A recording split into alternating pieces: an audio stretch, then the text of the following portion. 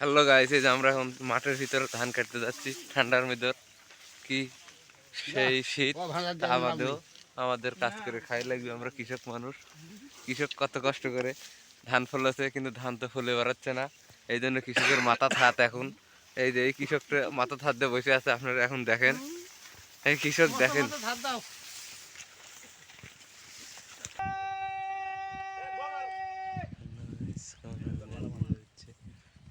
আসতেছে।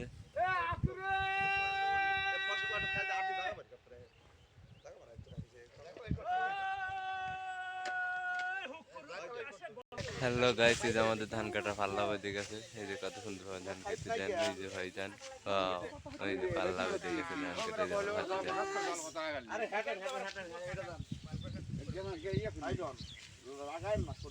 Hello guys, এই যে ধান কাটার পাল্লা বেঁধে গেছে। আমার ভাতিজা খুব উপরে কাটিচ্ছে, কিন্তু ভাতিজা তো কয়েকদিন পর শোয়া খেতে যাবে, এই জন্য ভালো লাগছে না। এই যে